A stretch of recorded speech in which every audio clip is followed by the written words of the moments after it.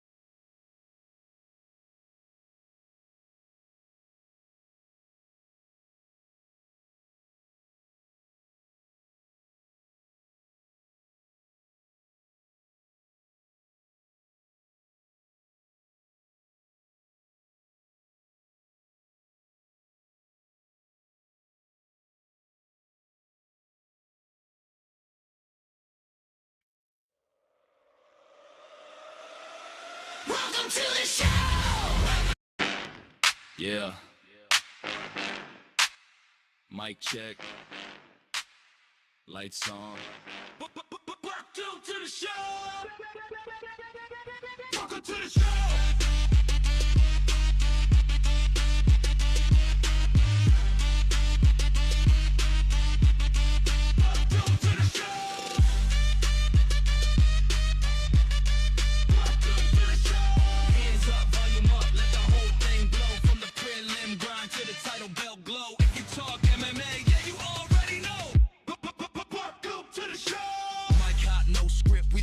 Opinions, talk slick back kicks, break fights into decisions, every angle measured, every matchup dissected. If your take's weak, it's getting disrespected. No suits, no desk ties, just truth and caffeine. Fight nerds in the building, yeah, you know the routine. Buddy on the controls, steer the convo reckless. Josh filling in, still pressure, still weapon. We don't tiptoe takes, we stomp them in boots. Call shots, call bluffs, call bullshit. Truth from walkouts to wars to judges that fold. If it's fight talk heavy, yeah, we already told them. Welcome to the show.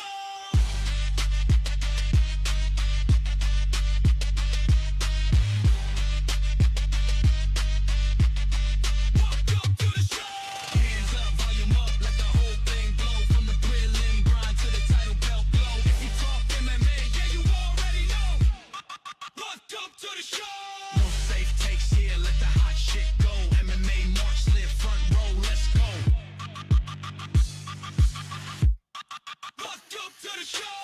welcome in, Tim. Welcome in, Tim.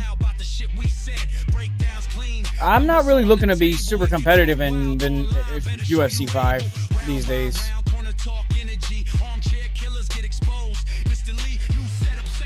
I never really was.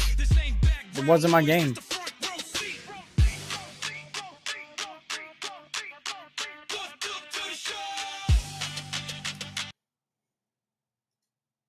Oh, wrong one. Let me do a little. Yeah, we got the Discord working. We got everything working. So we got the MMA Marks podcast for you. It's a crazy weekend. Last weekend was fucking insane. For those of you who don't know, your boy got a fucking random ass extra ticket to fucking UFC 328. Your boy was there. Me and my boy drove to Jersey. Like, I got to see Sean Strickland fucking do the impossible live, you know? Hell yeah. Shit. So this week we got MVP. We got fucking. Thought that would be bigger. That's what she said. We got the MVP card. We got the fucking Brendan Allen versus Costa card coming up. Honestly, from my little first reaction when we look at these cards, it seemed like the UFC was pussy about going up against MVP. You got fights like Mike Perry, Rousey, and fucking Gina Carano. Can't even say her last name without saying her first name. You got Francis Ngannou. You got lots of old UFC guys, man, and the people that we were sad to see leave. So it's like some people don't like Rousey, but that's the whole reason to watch. But either way, I think as a whole in the community that I speak for, I think most of us are way more excited about this MVP card. And I'm gonna pass the mic off to my boy TJ because I've been kind of rambling.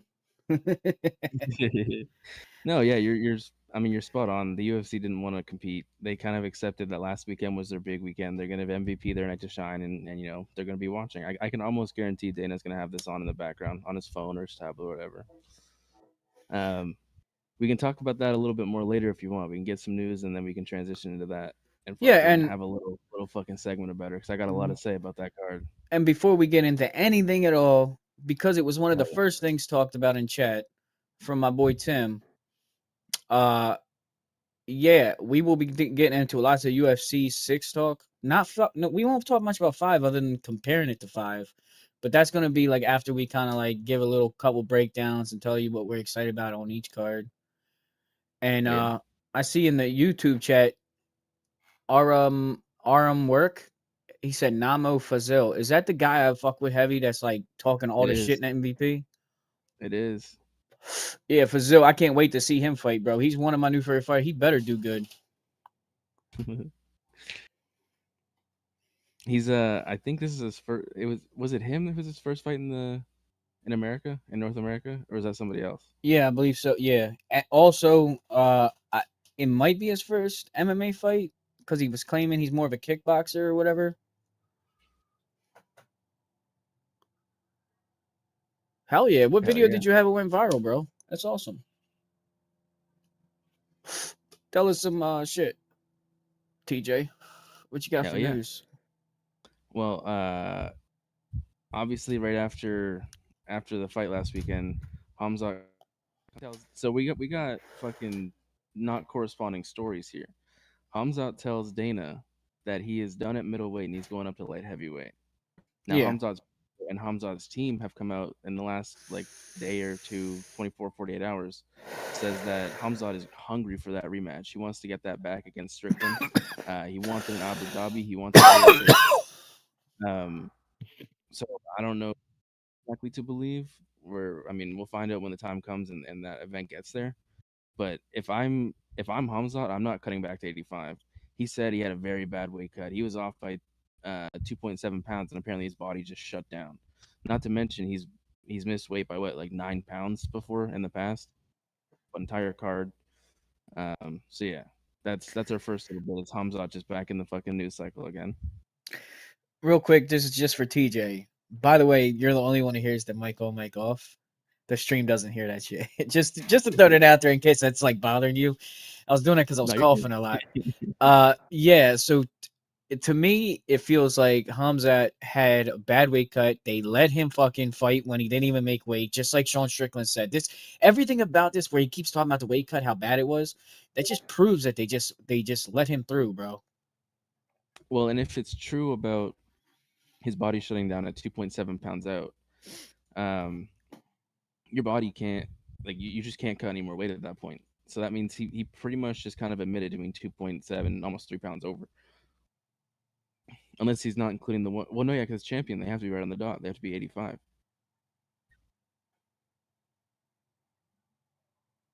Is that the video there? Yeah, he was just showing me a screenshot of John Jones. In case you guys can't see, let me lean over. It says John Jones just Hell yeah. did a laugh and crying face. That's awesome, bro. Hell yeah. And is that you just taking a It says the one dude's commented, "No way, John Jones just seen me slam a little person." Use a different word. Oh my fucking god! So that's pretty cool. So you guys were just kind of vibing out. You took a video and then it went viral. That's awesome.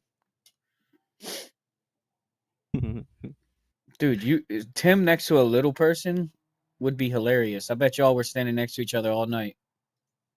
Tim's like 6'10". 7'4". He's at least 8 foot. The next little bit we got. Well, hold on. How do you feel about Chimaev? Don't forget it. I wanted it. What do you think? All right. So if he's going back on his word, I think that's a very stupid decision. I don't think he should be cutting 85 again. I think that the 205 move is the better move. He can be stronger. He doesn't have to worry about those crazy cuts. Like, if he can put on a little bit of muscle and not have such a hard cut, I think he'll be a lot better off. But if it's true or whatever. I think his team's just trying to get the news out there. You'll see it a lot in like the regional scene as well as I guess now in the big leagues. I've seen it a couple times. Teams will just start putting shit out there. Managers have control of the Twitter, and the coach of the coach or the brother of Hamzat. That's who put all this shit out about him having a bad weight cut. They'll just throw it back out there and try to push Hamzat into doing that. So fuck them if that's what they're doing. What move do you think Hamzat's gonna make, and what move do you think he should make? He should go to 205, and if he gets final say, he'll be at 205. But if he lets those fucking chirpers get in his ear, then he's going back down and fighting Sean again. And I think that goes horribly. I think Sean does him worse. Yeah, because the cut's so bad on him that Mhm. he'd have to really change a lot of different things about his life or something. I agree. I think he He'd have should to just start move doing it. up, you know. And just before we get into the next highlight, we might as well watch this video that John Jones commented on. It's fucking worth it. Oh yeah. Just to show everybody what it's about. Oh my god, it's loud. Hit that nigga in the lip. Oh shit, he aiming for your lip. Oh shit. He actually kind of hitting him though. Like I know he's not really like hurting him, but them hits is kind of landing, bro. Go with the grab. Oh shit. Get out of there. Get out. Damn.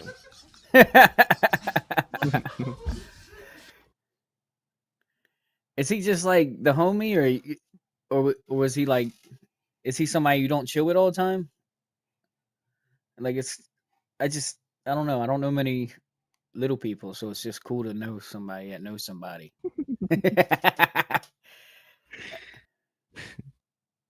Okay, well, obviously that dude didn't mind that you took that video, and he was having a good old time. He was just being a fucking homie. I get it. It ain't like you was Yeah, making yeah. fun of him, or it ain't like y'all was just tossing it between y'all. You know, that would be. That's the next video. If he's cool with it, bro, y'all just have fun tossing back and forth. And he's like, put me down. I bet you that. I mean, it might be a little forced, but I mean, it could still be funny. Yeah, when the drinks is flowing, bro. If you could just get some weird shit going, that'd be funny. Hell yeah. So what you got, TJ? What's next in the highlights of the news this week? Um, you were at the event, so I don't know how often you were checking his phone. It kind of entered and left the news cycle pretty quickly, but Josh Hokett and Paulo Costa had to be separated at the card last weekend. Josh was doing what Josh does and started talking shit while they were sitting close to each other, and Paulo got up close and security separated before anything happened. They just put him on separate sides of the octagon. Josh is after everybody, dude. He's not. Yeah, he doesn't care. 145 to 265. He wants Just it all. just to add to that, there was hella fights at that event. It was skeezy as shit. It was like the worst part of Jersey, I feel like. I had been to Jersey a few times. I ain't never felt like I feel in Baltimore, bro. And as soon as we got out, my boy Donovan's he's done a little MMA. I've watched him in an amateur MMA fight before and stuff. I've trained with him a little bit, and he was talking about like his girl wanted to go, and he said, "Fuck no, just ain't going because she don't get into the fights." And then as soon as we got in the car, though, and we start walking in the neighborhood, just trying to get to the event from the parking lot, I'm like, "Yo, I wouldn't want to have to bring my girl here. That makes you feel like a target and shit. Like you got to protect her." I mean, it was a bad area, and there was, like I said, it wasn't just like there was one fight in between rounds. I can't remember what fight it was, but I was like, it had the crowd's attention so hard. I almost thought that they were gonna postpone the next round like for a minute because like it was hellish. I'm surprised I didn't make it to TV. I'm surprised Joe Rogan or somebody didn't talk about it, which I don't. According to you guys, they didn't. No, you'd be surprised how many fights break out in the crowd at these fucking things, dude. Like even at the smaller scene, at the shows I've been to, it's at least two a night. So I can only imagine. I've never been to a UFC or like a big show, but I can only imagine. Yeah, but like I'm used to like one or two fights happening, and it's usually like one drunk asshole. I'm telling you, it was just people was bumping into me all night. It just felt like real, like, um, grimy ass fucking area with just people just was real on this some ignorant shit. The first guy Yeah. that bumped into me heavy, he had a thick fucking English accent, by the way. I thought that was odd. I'm like, what is this guy, part of a fighter's family that's just flown in? Like, it felt weird. It's possible. I got a really funny story about that actually. Well, it's not my story; it's my buddy's story. He was at it was the night Edmund Shabazian got finished by I can't remember who it was. Somebody got knocked out by. My buddy was sitting by Shabazian's wife, and he made a comment after the first round, being like, "Oh, I think Edmund took that 10-9." And she was drunk, and she turned around and was like, "You're not a fucking judge. Don't score. You don't know what you're talking about." Blah blah blah blah blah. Well, Edmund gets knocked out like a round or two later, and they're all like, "Holy shit, that was awesome!" Clapping, whatever, and she just starts fucking wailing on him. Apparently, she got thrown out of the event, and fucking, it was yeah. He was gonna send me a video, he never did, but apparently there's video of it. Yeah, that's crazy. Yeah, yeah. So sometimes they be up there in the stands with the regular people, bro. So it could have very well been somebody. Yeah, there was a bitch not that far away from me that just kept screaming and screaming, bro. And like people eventually just started yelling back, "Shut the fuck up!" Like it was that bad. So the crowd Yeah, was a weird crowd. Like never in my life have I been in that type of scene. It just felt different, like real weird. But I felt like it had to do with most of the people that was there. Like they was just some weird motherfuckers. yeah. Well, you gotta think. Look at who's in the main event. You know, that too. That'll play a part. Who's? Um, Oh yeah, yeah, yeah. with Sean and yeah. The next little bit, it's not really news, but more of like a did you see thing. They announced they're doing specialty White House gear. Did you see any of that? No, but kind of goes along with how they did with the sphere and stuff like that. So Yeah, you kind of assumed, but like if they didn't do it, I think a lot of us were like, "It's kind of weird they didn't do that." they're it's pretty cool. It's like a whole kit. So it's the shorts and the jersey, and it's like so the American fighters have like the specialized American theme where it's got like the stars, and then the stripe has the stars. Zahabi is the other one I've seen. He's got a full red kit, red and white, and then it's got the maple leaf on his shorts and the maple leaf. It's pretty sick. I haven't seen any other like I haven't seen Lopez's or anybody else, but you'd have to assume they're just as cool. Yeah, and O'Malley, this makes me feel like that we could see MMA in the Olympics because it's gonna like represent each nation and shit. And yeah. if the amount of people are gonna watch it, I assume it's like it's kind of almost inevitable that they're gonna have to put MMA in the Olympics. So they have you ever heard of the MMA World Cup? I don't think so. So every 4 years, it's an amateur only event. Every 4 years, similar to like the real like soccer World Cup and the Olympics, they do the MMA World Cup, and it's all of the like the top level amateur athletes that have been grinding for the last 4 years who are like about to go pro. So it's like the last tournament before they go pro. Yeah, yeah, yeah. Um, Oh and yeah, it's yes, like yes, they do it in Vegas, right? they have it's the same thing as a World Cup. It travels around. The Okay, last because I one was feel like last I year. feel like I watched it when they was in Vegas the one year. Yeah, yeah. Last year it was in I think it's somewhere in China or like Mongolia or some shit, Malaysia. Uh, Okay, so so like I kind of do remember this, but you they can it's keep already explaining it. I mean, I'm just saying, I'm with you. it's on that world stage and they have a set like it's MMA rules, but there are certain things because of the amateur and because it's a multi-fight thing. Like you fight over the course of a week. It's like you could fight every 2 days or some shit. Hmm. So there's rules in place to make it so you don't get the like crazy amount of damage, shit ton of early stoppages. It's basically just showcasing who's the better martial artist and not necessarily who's the tougher fighter. And I think if they're going to introduce it to the Olympics, that's exactly what they have to do. Is that rule set? The tip top of the amateurs, no elbows, no crazy knees. Get the fucking shin guards on there, Yeah, and then show who's the better. Like because if it's in the the Olympics, I don't want Olympics blood. there can't be no pros. You know what I mean? The Yeah, Olympics is yeah. no professional. They don't do that in boxing and everything else. But like, yeah, the same idea as golden gloves and shit. Like, Mm-hmm. why not have golden gloves? Fucking MMA fighters. Mm-hmm. I could see that in the future potential for real. And that had nothing to do with what we were talking about though. But it kind of just feels that way. It feels like that's what it's going towards. But the White House having their Yeah. own gear is cool. Do you think? Do you It think is. is this a one off or are they gonna do this every fucking year? The White House The White card, House? you No, know? it's a one-off. definitely a one-off. Oh yeah, A couple because reasons for that, Trump ain't actually. gonna be Trump ain't gonna be around to allow it. Yeah, so it might, and it's a big might happen again if Trump, as long as Trump's around, but I don't see it happening with any other sitting president. Dana has also said that this is like it's one of those events that it's a once in a lifetime. It's a spectacle. It's one of the it's history. It's one That's of those why, things to watch. and that's why everybody in the world's gonna watch. Hmm. Speaking on the gear real quick though, O'Malley commented on them after he was like trying them on. He thinks that they're ugly and he doesn't like them. I disagree. You haven't seen them, so you can't give your fair share. But I think they look fucking sick.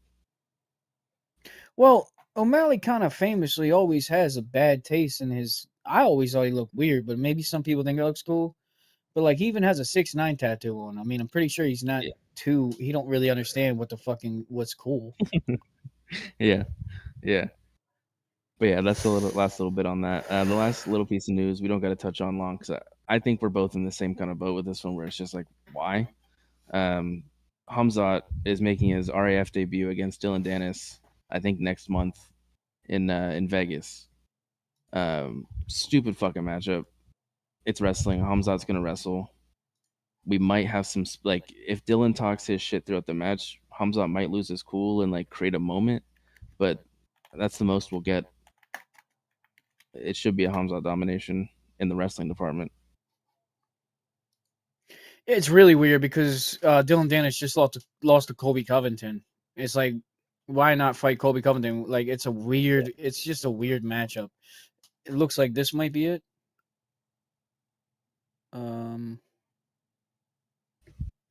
This is the one Sean O'Malley don't like. I kind of get that. Yeah. Yeah. It sucks. I agree. I like it. It's given like FIFA know. vibes. Yeah. a little bit. Literally looks And just maybe like that's FIFA the to me. moment I'm in. And then this right here is like that don't look much better with Derek. Like, it's trash to me. But call me a hater. Maybe O'Malley knows. Maybe I'm the one that's off touch with fashion. I was like, maybe O'Malley knows what's up, but it just looks like to me it looks like a generic FIFA fucking suit. Yeah. I'm with it. I can see that. I like Zahabi's. Zahabi's is really fucking cool. I don't really like that's this, but it's getting tight. fried. You know, I wouldn't wear this. Like, I don't really like Dustin Poirier's style either, but I wouldn't wear cool. that. It's still cool. Anyway, yeah, I guess I agree with Sean on this one. Oh yeah. Now I do have a couple more pieces of news, but they're all about tomorrow's fucking spectacle and event. The very first streamed MMA card on Netflix. Hell yeah. First things first, weigh-ins were this morning. Everybody made weight. There were no issues. Actually, there were quite a few people that were underweight as well, which is cool to see. These guys are dedicated and they want to make sure they're making weight, or the scale was off. Either way, weights were made. One of the big things to point out, there's a couple. Ngannou has 35 pounds on Felipe Lins. He's got a big advantage in the weight department. So that could be something to watch. That power might overwhelm Felipe, but also Felipe's got that speed that could overwhelm Francis as well with that fucking big muscle fucking body he's got on him. Did you happen to catch fucking Junior Dos Santos' weight compared to Hobello or whatever his name is? I think there's a gap there as well, but there's not much big of a difference, like that big. I think it's 15 pounds. Maybe I'll look it up right now. Another thing while I'm doing that. JDS has always been the smaller heavyweight who likes to move quicker, Yeah. I'm rooting for JDS hard, bro. It's not likely he wins, but I'm rooting for that motherfucker hard. So JDS has a path to victory if he can grapple. If he can, because Robellis has very, very poor grappling. I feel like there's a 0% chance he grapples, but he might. It's not like he can't. He definitely can. We know he can.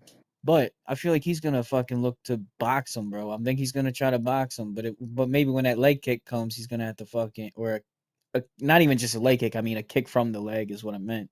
Yeah. Or maybe even a hard. That motherfucker just punches hard too.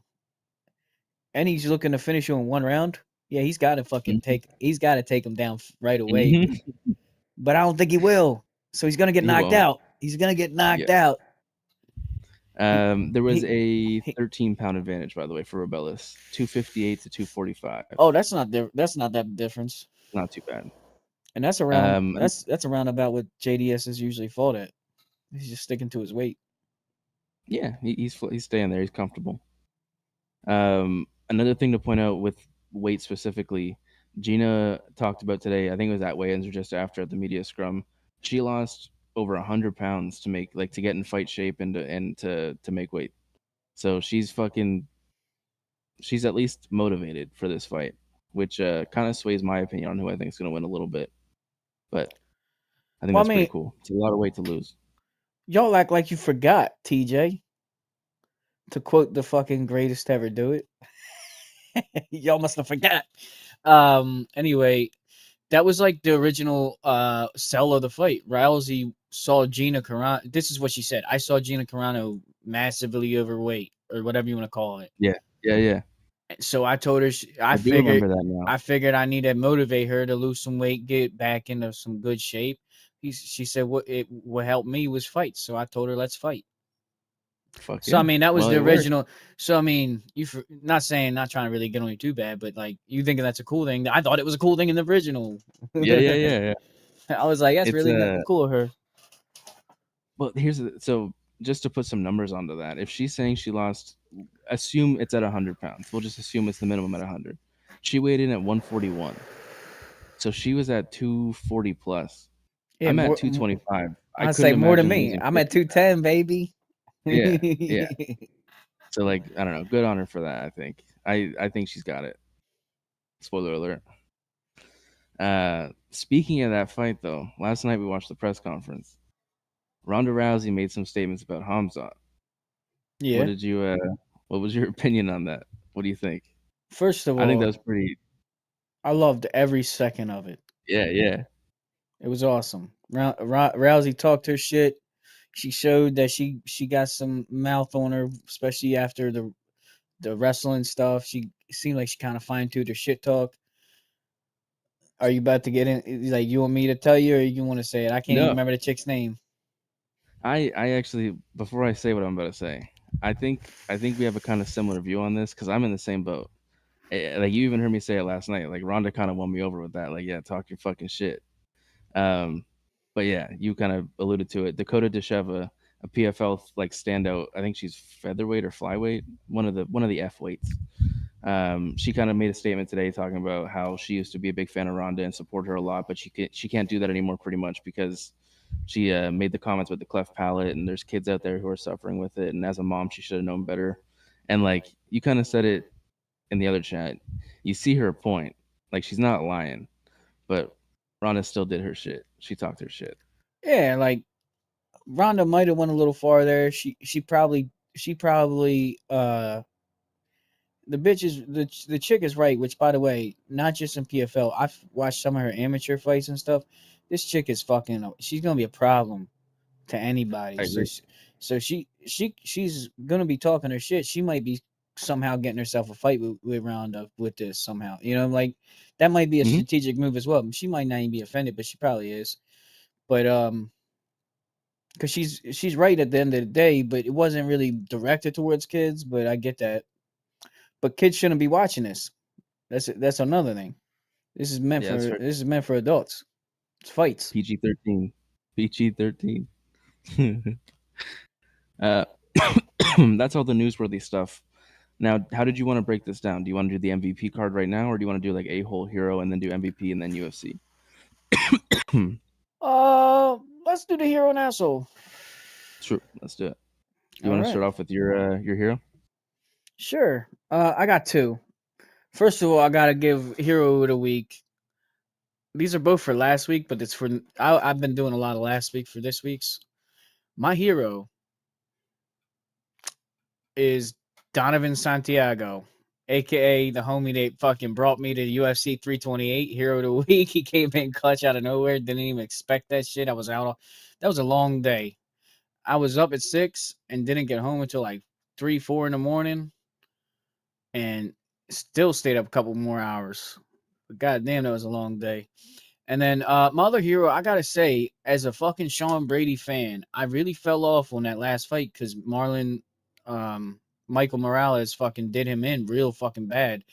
And it was a flawless victory, bro. Flawless victory. If you ever fucking want to say a flawless fucking victory, it was what fucking Sean Brady did to fucking Joaquin Buckley. 100%. So, hero of the week, the real hero of the week, I guess, other than my buddy, fucking Sean Brady, bro, for fucking coming in, not worried about this and that. I mean, I didn't love the pitter pattern and shit, but he rode him the whole fight, bro. Stayed on full mount.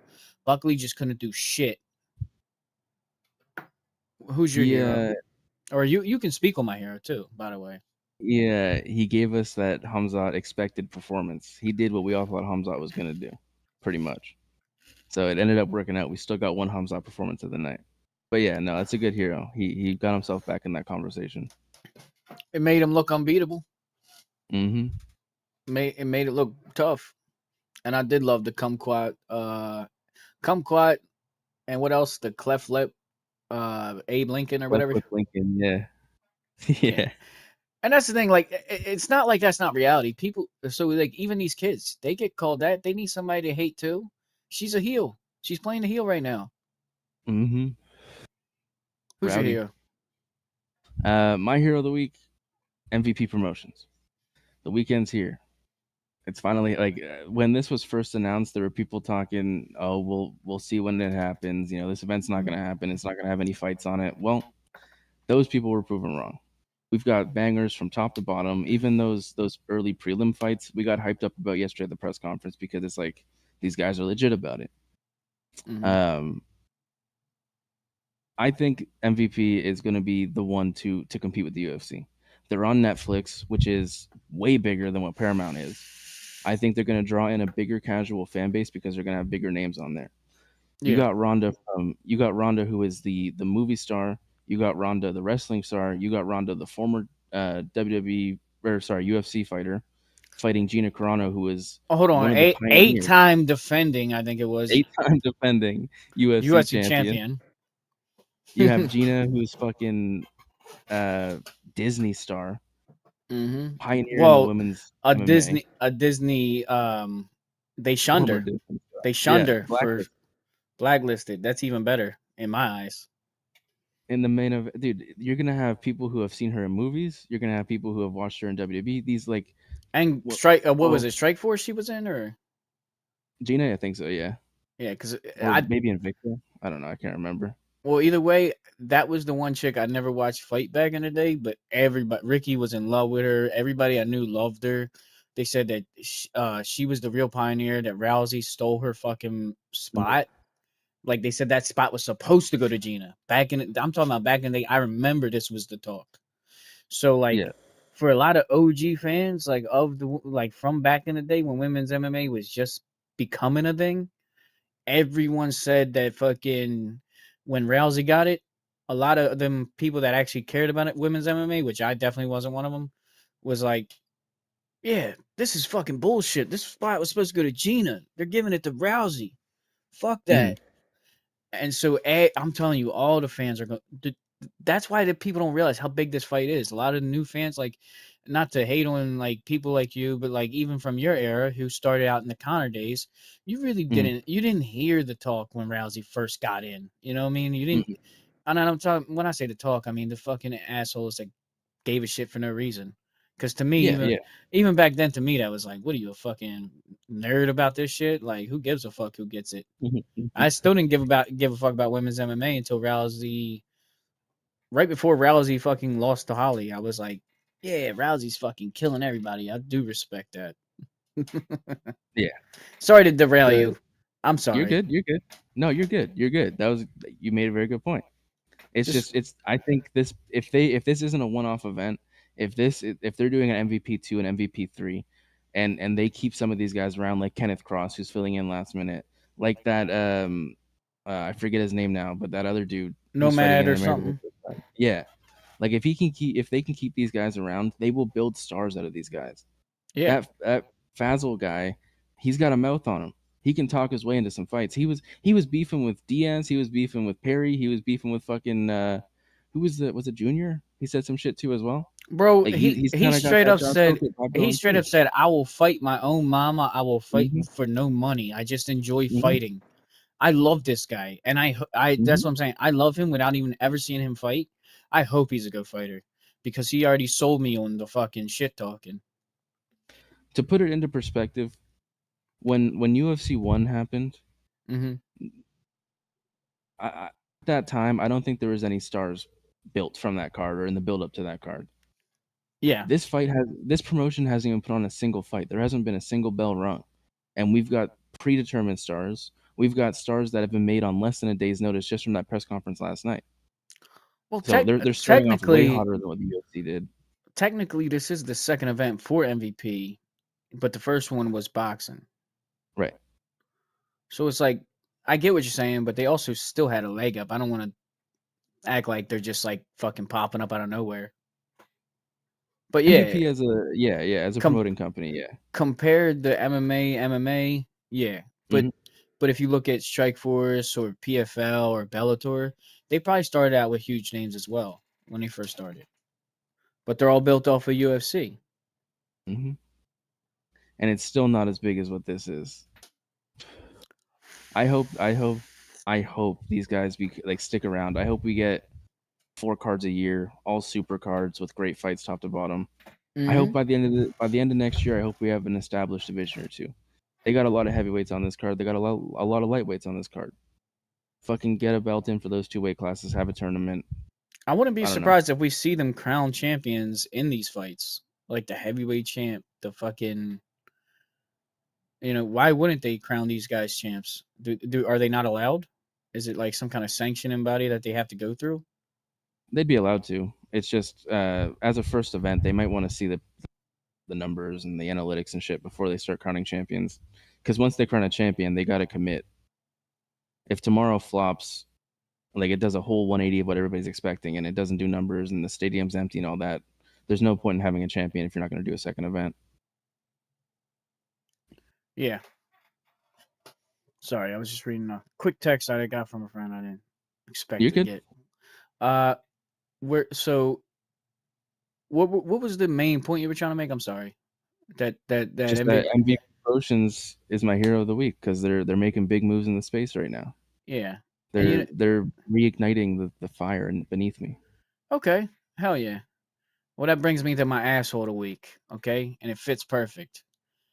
It's the UFC, the TKO, whoever you want to call them, because this is Monday Night War fucking vibes, but they're not fucking participating. Their fucking balls are shrinking. They're not hanging their nuts. They could move some fights around and just say, you know what, you want to put an event on my fucking night?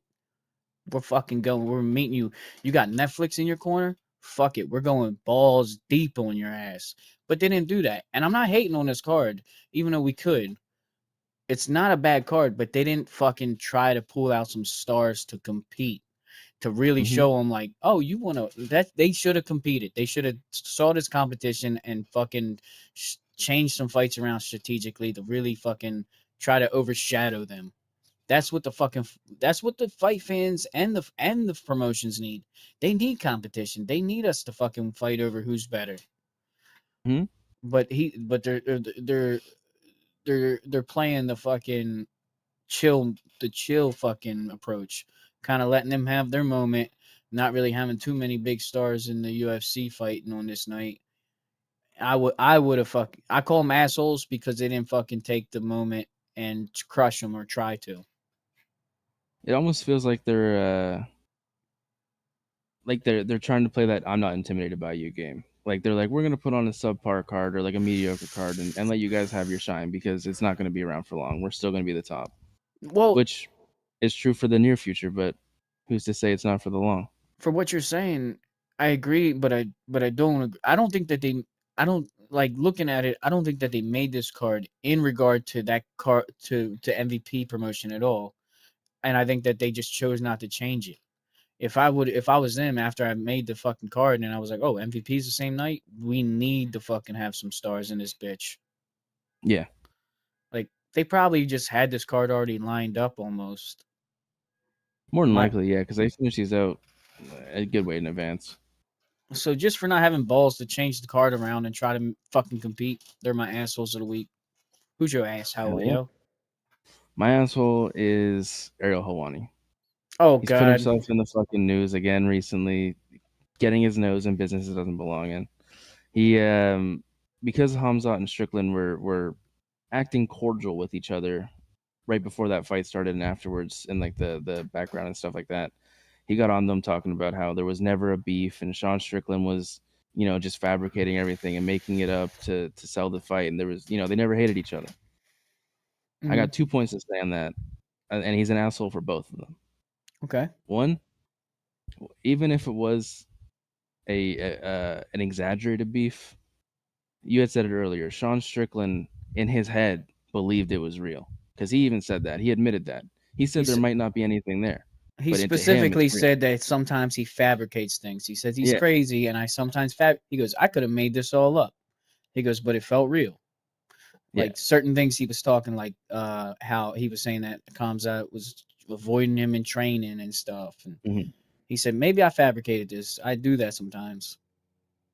So even if the whole beef was fabricated, it was still real to Sean, which means there was still a beef on Sean's end of things.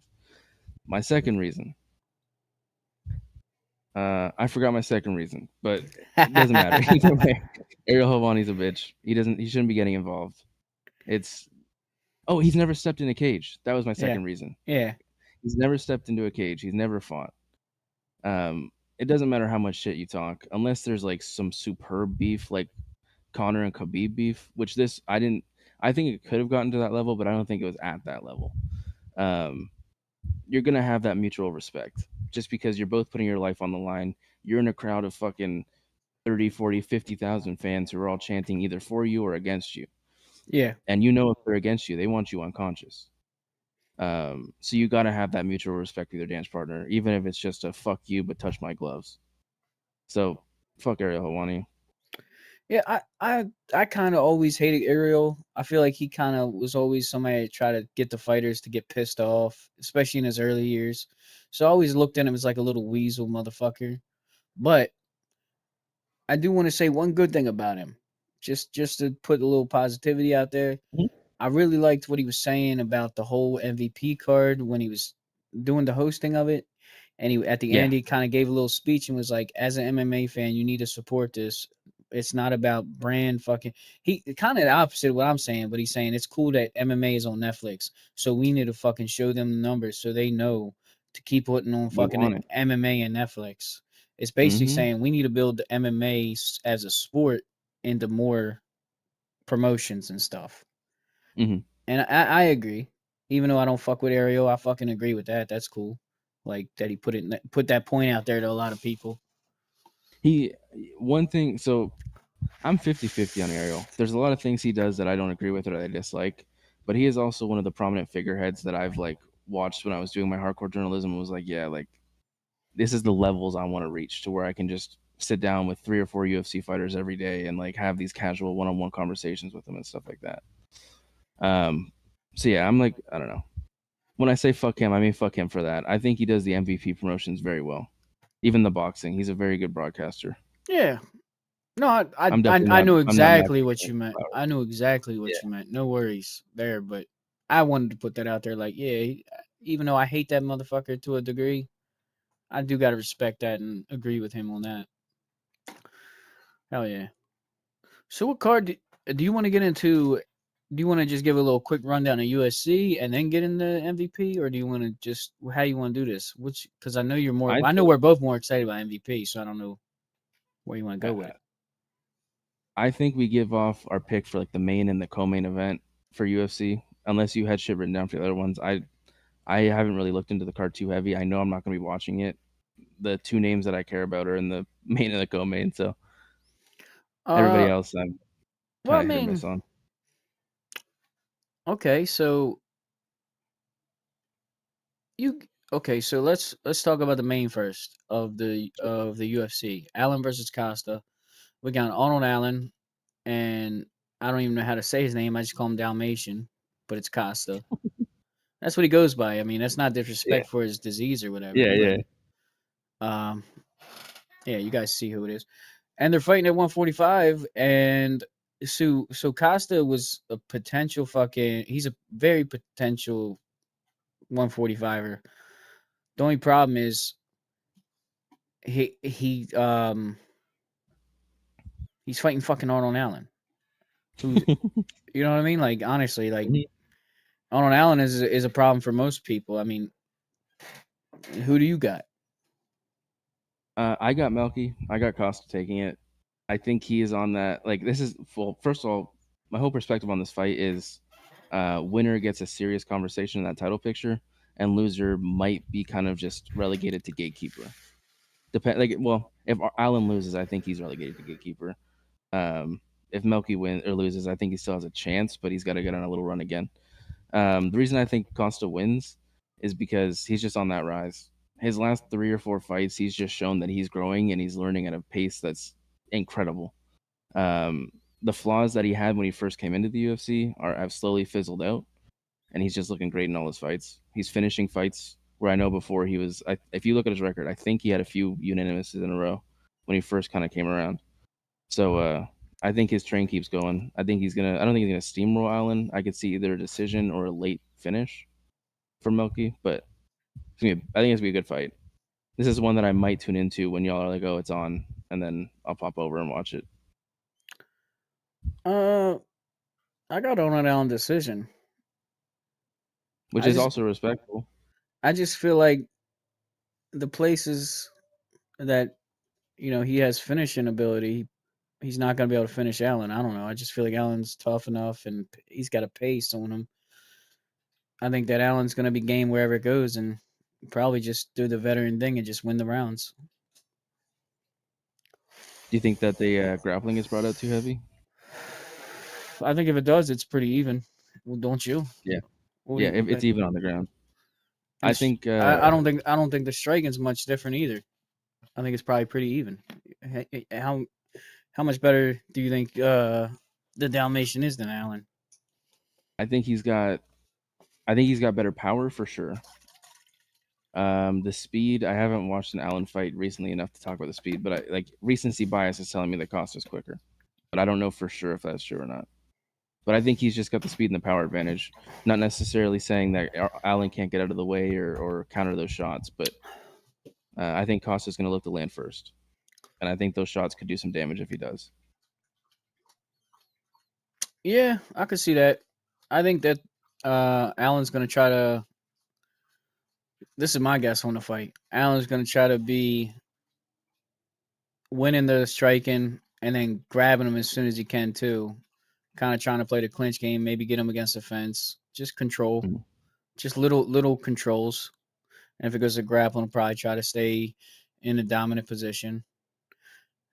I don't know if he would care to grapple or not, and I don't think he will. I think he's going to be staying on feet, probably clinch feet, striking, and a lot of clinch work. That's what I would guess. Up against that cage, grinding him Yeah, out. but Omi could just whip his ass. I don't know. I have no idea. Like these two, that's what I'm saying. Like, homie, they both look good. Like Arnold Allen, when's he been in a bad fight? Honestly, he did lose to John Silva, but it was by decision. But like, yeah, like when he loses, it's usually by decision. Yeah. He don't because get. he's a tough son of a bitch. He's He, very, very tough. he don't get finished. And what does Costa look for? Finishes, as far as I know. Mhm. Like when he I got just that. think that this is Well, good. this could be one of those fights where it's like I'm seeing this fight as one of those ones where the up and coming prospect knocks out the guy who's established to be tough. That's kind of how I'm viewing this fight. That's how I'm thinking it's going to play out. And I feel like it's going to be the tough guy being a problem for the guy that's trying to finish. He's Yeah. gonna lose the decision looking for the finish. But I do that in the game a lot. And then so the co-main is Doo-Ho Choi, which when's the last time that motherfucker fought, right? but we all Wait, love him. maybe it's not the fight I'm thinking about. I thought Wellmaker was co-main. Nah, but Doo Ho Choi, last time he fought, let's see. Can it just tell me here? No. What the fuck? Hold on. We'll get it. Enter predictions. Expand all. This will tell us more. All right, Doo Ho Choi. Last time he fought was a year and a half ago, and he knocked out Nate Landwehr. Then he's fighting Not a bad win. Daniel Santos, who knocked out someone 7 months ago. Not too much of a difference. Do you know anything about Willie Cat, aka Daniel Santos? I don't remember him really. I remember the name, the nickname. I remember him, his hair a little bit, but I mean, how many Brazilians do that? Yeah. I remember getting pretty hyped about it. Like, it's probably that last finish he had. So I do remember that vaguely, but I couldn't tell you how it happened. Well, it looks like he's fought a lot of Asian guys. So they He's got keeping him. the train. Yeah, I don't know, man. I don't really have a say in who's gonna win. I just know I'm gonna enjoy this fight. It's gonna be fucking a fun 145 fight. Doo Ho Choi is always fucking crazy. But this Daniel Santos could be the guy. Like, really, it probably should be Daniel Santos coming in to fucking ruin the party. But and again, Could go either way with this one. Again, the experience might come into play here. Mm-hmm. But most people are going with Santos. So you want to talk about Wellmaker? What you want to say about Wellmaker? So I want to talk about Wellmaker, but I also want to talk about who just gave him his first loss, and that's Ethan Ewing. Ewing has been on a run since that fight. I think he's lost one fight, and no, he hasn't. He hasn't lost. He hasn't lost a fight. No. So this guy filled in last minute, so everybody assumed Wellmaker was just going to knock him out first round, keep it quick. Ewing came to scrap, and Ewing has proven that he belongs in the UFC. With that being said, I believe Wellmaker's going to get back on that bike, and he's going to finish that start up again that finishing spree. I don't know his opponent. I'm still listening. It's a little small. What's his last fight? His last two fights?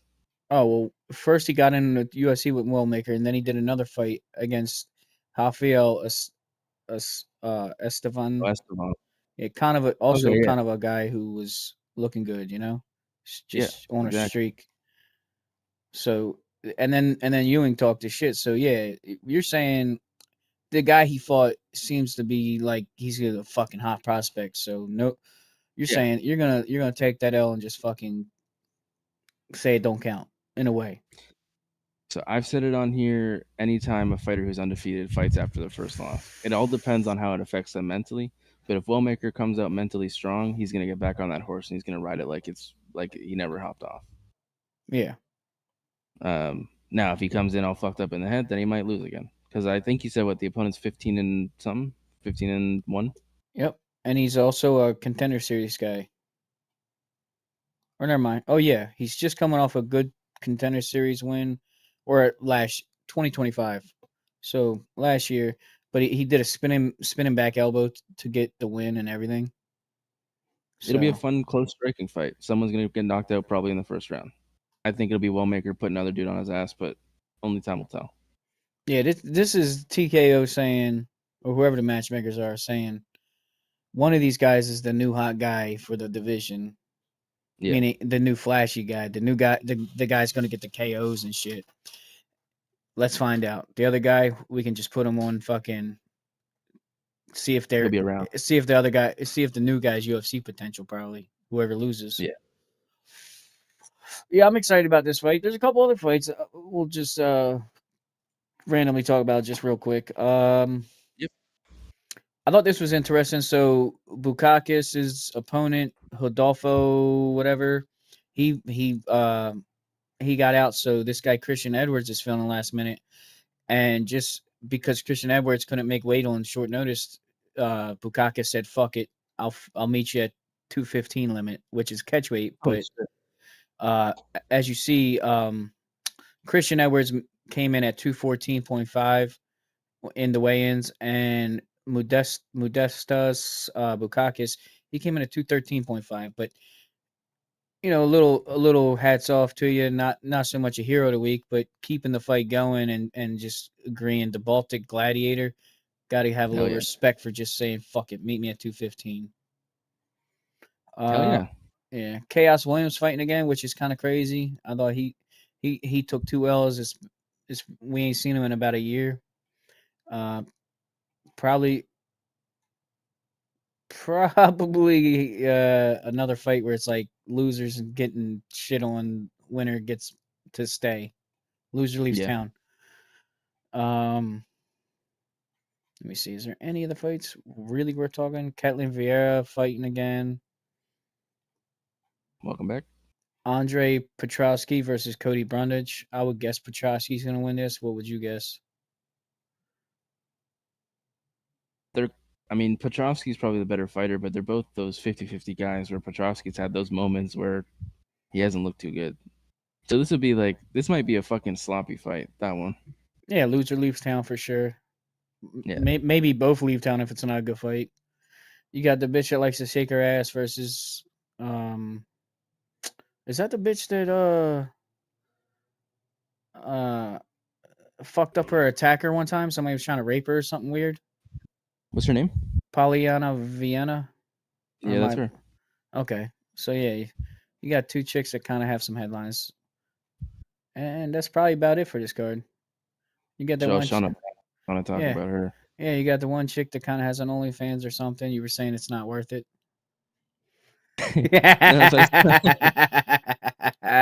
It's like fucking it's like Gageys or Cowboys OnlyFans. It's just like training footage and like doing cool shit, like vlogs and shit. Yeah. Allegedly, I don't know. I've never been on it. That's what people like. That's what she posted. It was online on her Instagram. Well, I don't know how much it's cost, but it's not worth it. All right, so what do you think about this MVP card? I'll start off with a hot fucking pick right off the rip. I think Gina's gonna take her home. I think Gina's gonna look crisper on the feet. I don't think Ronda's trained on the feet anymore since the last time she got fucking knocked out. So yeah, I think Gina's gonna knock her out. Especially with Ronda in the last 8 months talking about she's got a whole bunch of head trauma and she's got brain damage and this and that. Ronda's going out. She might not even go out. She might just get hit with a real punch for the first time in a few years and be like, yeah, no, I don't want it anymore. So yeah, I'm taking Gina. And if it's on, I don't think it's on my sports book, but if it's on your sports book, that is one that I would like. Don't put a lot of money on it, but it's worth hedging because I think she's a +200 or 300 underdog. Yeah, I gotta go with Ronda. Probably armbar, but maybe a rear naked choke. I'm saying Ronda submission finish. I'm gonna guess she's probably gonna go to front armbar, but she might do something different, like a rear naked choke. She'll get whatever she's getting, like whatever she can get. Yeah. And that's possible too. If Ronda's been training her ass off, maybe she comes in and smokes Gina. Yeah, because the whole time that Gina's been losing weight, Ronda's been training, not having to really cut like that. That's true too. Yeah, I think Ronda's gonna have way more rounds. I think Ronda's way more dedicated as a fighter and cares about her image more. That she's gonna need to win. Yeah. This is her promotion. Like, this is her fight. Like, this fight card's because of her. And I said that in the beginning, and then they kind of confirmed that too. Like, even Gina was like, "This happened because of you." Like, you know what I mean? Like, they had a little heartfelt moment. Yeah, I think it's a good spot for them at the main event. Like, especially if Ronda wants to build with that company. Yeah. The next fight though is one that I honestly can't pick someone in. The co-main, they're doing 3 main events, but the true co-main, Diaz and Perry. I think it's about as 50-50 as 50-50 gets. Yeah. Perry's been a bit more active, but Diaz is fucking Nate Diaz, dude. Yeah, I get that. I'm rooting for Diaz. I think Perry's gonna win. I think I'm kind of in that same boat, but I'm convincing myself Diaz can pull off some shit. No, Diaz can pull off shit for sure. No, you're right. Diaz can pull it off. I just think that Perry is, uh, at the end of the day, he's just going to be more. He's going to have more output. So even if he doesn't finish Diaz with his output, he's going to at least have more. They talk about Diaz's output, but it's like he's been real fucking low output this last couple fights. Yeah, his boxing matches and stuff. I mean, he's been like, dude, he's been weird grandma vibes. Remember his one fight? He was like, "Simmer down, kids, simmer down. It's okay." And like yesterday, he was like, "Don't drag my name into this. I'm not involved. Drive safe."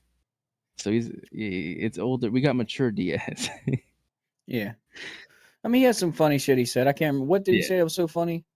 I mean, don't drag me into this was funny, but there was something right before that. Mike Perry was like, "Yeah, we're gonna go in there. We're gonna have a fucking car crash. I'm excited." And then Oh, yeah, the guy drive was like, safe. "Diaz, what do you think?" And then Diaz was like, "Yeah, we're gonna drive safe."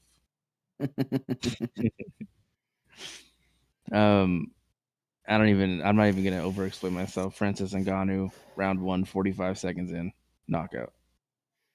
Yeah, well, I believe that could be a case, but there's part of me rooting for Lenz, man. Um, he's the guy that nobody expects to do it, kind of like Sean Strickland. No chance. I get that, but there's part of me rooting for him at least. Yeah, if he can get it done, it catapults him. It puts it like it catapults his career. Yeah, But that's dreams. That's I all don't know. dreams. I don't know nothing about Peronese or whatever his name is and Cross. I don't know neither one of these guys. The Peronese guy, he is the one who is the KSW champion. This is his first fight in North America. This is America's introduction to him. He was a KSW champion, which is a big kickboxing promotion, I think, kickboxing in like France and Europe and stuff like that. He had a different opponent. Kenneth Cross is filling in last minute. Cross, I believe, is like a wrestler striker. So we got a grappler coming up against a fucking grappler slash Kickboxer. striker. So should be a good fun fight. Okay, yeah.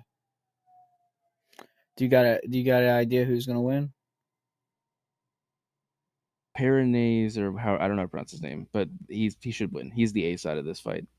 This card is a lot of once you get outside of like the top 3, it's very A side B side, but the B side aren't bad. It's just the A side's really good.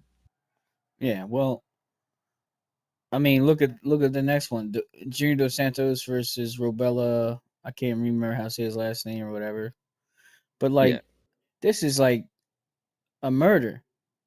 yeah, yeah. I mean, but We kind of like same as Lenz. I mean, why didn't we have Francis Ngannou fight Robella? Maybe I think they're those are trying to line that two. up next. Yeah, I think those are 2 stars that they want to like, because Francis has been in boxing, Rebellis has been in karate combat. So I think they want to kind of just cement them as still active and dominant MMA fighters. But I could definitely see that main eventing MMVP 2 or co-main eventing or something. Yeah. So you to Um, watch the prelims at 6, you're gonna have to pull it up on YouTube, guys. Yep. First fight, that's your boy. I know who you got in that fight.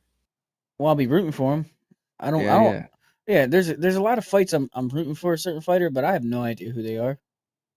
He's the A side. He's a big star over like in whatever promotion he fights in. I can't remember now. Um, the other guy I believe is also filling in last minute. It's Josh said it yesterday. This is the guy who had no opponent up until recently. It was like to be announced. Him and Chris Avila were the 2. Yeah, and he also was even MVP. I mean, even Mike Perry confirmed it that at one point this guy Fazil. Hey yo! Rampage, let's go. Thank you, Rampage, for that sub. Hell yeah. This guy Fazil was scheduled, or there was contracts agreements for him versus Mike Perry.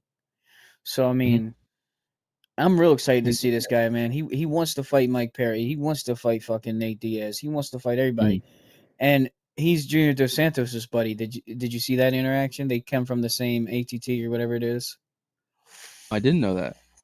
Yeah, and also Hell yeah. did you know this? If you think about it, that means you know who's in his corner telling him what to say? Doogie Johnson in the building. It's Adam Lambert or whatever his name is. Bam Alert. The guy that Colby Covington does TNA and AEW. What's his name? Something Lambert. I might have just said a singer's name. You did. Dan Lambert. Dan Lambert. Yeah, Dan. So Dan Lambert's probably telling this man, yeah, tell him you'll fight your own mother. That's why he's so good, bro. He's got Dan Lambert in his fucking ear, bro. Hell yeah. I love the Freddy Krueger fucking emotes too. That's tight. For the next fight, you know who Maurice is, right? Who's he? So he is the when DJ was champion in flyweight, Maurice knocked DJ out with that knee. Oh, that's that guy. That's that guy. In one, yeah. Yeah. And then DJ went and got that back. But Maurice has a win over fucking DJ, which is, a pretty big thing. His opponent, named Puta something, I believe. He's one of those New York guys. Yeah, Punta Kuta or some shit like that. No, that's a Kendrick Lamar song. I don't know. One of those New York guys. Ariel Helwani was talking about anytime a UFC fighter falls out at his weight class, Weidman or somebody is always on the phone with him. Like, you need to sign this guy. This is the guy that can come in last minute and get the job done. Like, he needs to be here at this stage. So it's like Fumi Kuta? I don't know. Yeah. Kuta? Yeah. But this guy's 11-0. Yeah, he's legit. Weidman's been trying to, or not Weidman, Ally Quinta has been trying to put him on for some time, according to Helwani. Hell yeah. So this should be a good fight. This is a last minute fill in as well. Not Maurice, other dude is filling in, I think, on a week's notice. So it's kind of that opportunity Quinta was talking about. So it'd be cool. He can come in and make that name for himself. Yeah, because the American from Jersey, he's the favorite. Over Maurice? Yeah, it says moderate favorite on Tapology. Yeah. And then Tapology picks from the community picks, 52% picked Kuta. I don't know how you're supposed to pronounce that. There's an N there too. Kunta. That's my best guess. What's the next one? I don't know, but Jade Mason Wong looks familiar. She's a BKFC fighter. She's fought for that title a couple times over there. Okay. And she's fighting Alex Pereira's sister, right? Eileen or Alice? Eileen. No, not Eileen. Yeah, Eileen. It is Eileen. Okay, hell yeah. And she's a fucking heavy favorite. Pereira's sister. Yeah. Jade can take a beating. Like, she's got that. She's gotten 5 rounds, bloodied the fuck up in a bare knuckle fight. She can take the beating. But she's didn't she win the title at one point though? Jade, yeah. Yeah, so she's no slouch. She's no slouch, but she's got problems with power.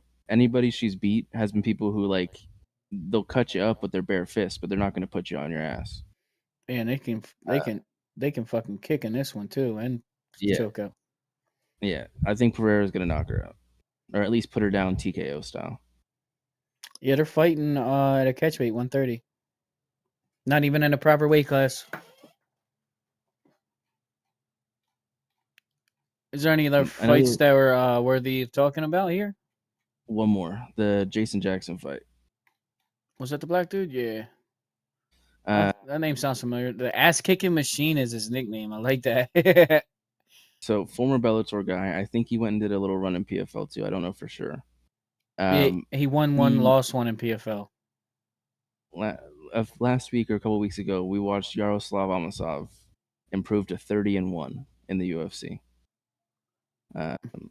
Jason Jackson is the one. So holy this guy's shit. Legit.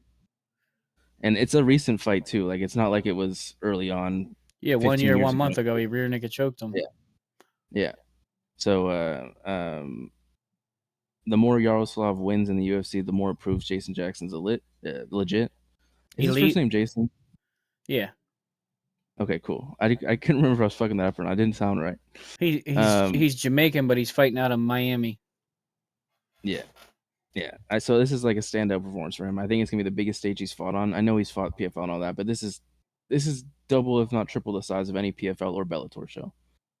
at least in recent years when this guy would have been around. So Yeah, he gets a good win. he needs this because he's 35. He needs to get something. Mm-hmm. So I think this is another one. Like the entire card, dude. I'm not watching the UFC tomorrow. I told you I'd maybe clock in for like main event and that Willmaker fight, but MVP's got my full attention tomorrow night.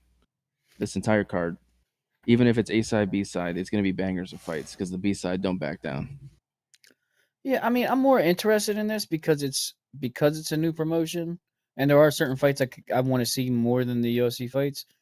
But really, I do got to say that I do care more about the UFC fights because I care more about the I guess to see who's People gonna involved. who's gonna be fighting for the title soon and where it pushes them. So like I'm more invested in the UFC fighters for sure. I don't want to act like I'm not. But the MVP card seems more fun. I'm For interested to see how the promotion looks, how it's gonna be. It's probably gonna be just like the MVP boxing, which really could use some improvements to be honest. 100%. I'm hoping they've improved. Like just made it more MMA and a bit more. They need to fix their lighting. It's a big one for me. They need to do exactly what fucking Jorge Masvidal's bare knuckle MMA is doing. That promotion was nice. Yeah, they have a very good production value over there. They need to get away from the Aiden Ross fucking type of promotion and do more of a fucking Jorge Masvidal promotion. Which one thing I don't hate Aiden Ross's shit, by the way. I kind of like the chaoticness of it. It fits for his shit. It's not like important fights. It's in that circus style of fight. It's like it's fun to watch, but you don't take it legit. Yeah. One thing I want to say while Rampage is here, because when this card was first announced, MVP, when it was first announced, Rampage was the first one on that train of like, this could compete. If they get a few fighters, this could compete. I was hesitant. I said, I don't think so. We'll see when we get there. We'll cross that bridge, whatever. Fucking, I'm on that train. So Rampage, you were there first. I got to give it to you. I'm fucking with you now, bro. Shit, me too, bitch. Don't forget me. I've been on this shit saying, oh my God, on Netflix, this is big. I'm excited. I'm a little bit weirded out. Not weirded out, I guess, but whatever. It's weird to me that they're not doing the whole card on Netflix. I just found that out by looking at this thing by saying, oh, watch on YouTube for the prelims. Yeah. I feel like they should do the whole card on Netflix, but I don't know. They want to get it on YouTube so people watch the fights, and because like none of those early prelim fights, I don't. What's the biggest fight on there? The main event? Probably, yeah. That Faisal guy. That and the prayer sister. But I mean, yeah, like you said, even the fights that don't really have names to them, they're still like really good potential fucking actual fucking potential MMA prospects. I think I wouldn't be mad if next time around they put the whole card on Netflix, but I think it's a good move for the first one to like get eyes on YouTube, and then those one or two people that haven't subscribed to Netflix or weren't gonna watch it on Netflix end up watching a fight or two and like, oh, I like this. I'm gonna click over. Yeah. But yeah, next time around, put the whole thing on Netflix. I think, even if you're dual streaming Netflix and YouTube, like for those that don't have Netflix. Yeah, I get that.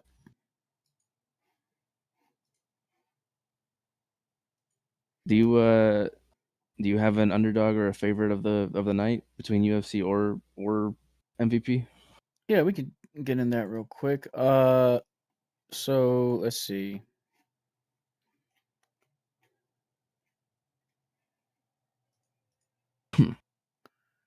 See, like the fights that you would feel like huge underdog. You're never gonna bet on that. You know what I mean? You're never gonna bet on Lens. Both of mine are from MVP. Just throwing that out there. You can pick from that one too. Oh, that's what you're looking at. Never mind. Yeah, I'm not too hot on any of them. I'll say like for the most part for MVP, I'm just gonna be watching as a fan. Yeah. I don't really have any strong opinions on any of the fights. Excuse me. Goddamn. And for this card, I mean, I also don't really have a strong opinion. Like honestly, like no, I get it. Like, nah, yeah. Like, I guess I don't. But you like, what's yours? I can make it quick because I already kind of touched on it. I got Gina as my underdog, which changed last minute. My underdog before that was I think I picked Kenneth Cross. But that's it. Yeah. Yeah, that's it. I mean, I get your point, but yeah, that's also a It's a huge big bet. underdog, I think, too. Yeah. It's my underdog to watch. Like I'm saying, put a little bit on it. I think it could happen. My favorite, obvious, Francis. Yeah, That's like it's lock of the night. lock Okay, of the I'll night. give you that. Lock Yeah. of the night's probably Francis. Yeah, but like it's such a lock that it's like not even worth putting money on. You know? No, not at all. I don't have it on my book, so I'm able to look at the lines, but I'm assuming he's got to be at least minus 800 plus. I mean, I guess it's free money, but you got to put a lot of money down. You know? Yeah. But yeah, I was gonna say let's get into some UFC 6 talk real quick. Yeah, we don't have to be too long. I first things first. From what you played in the beta, as an overall feel of the game before you get into the details and specifics, overall how did it feel compared to the other games, and like what's your overall feeling of the game as a whole? All right. So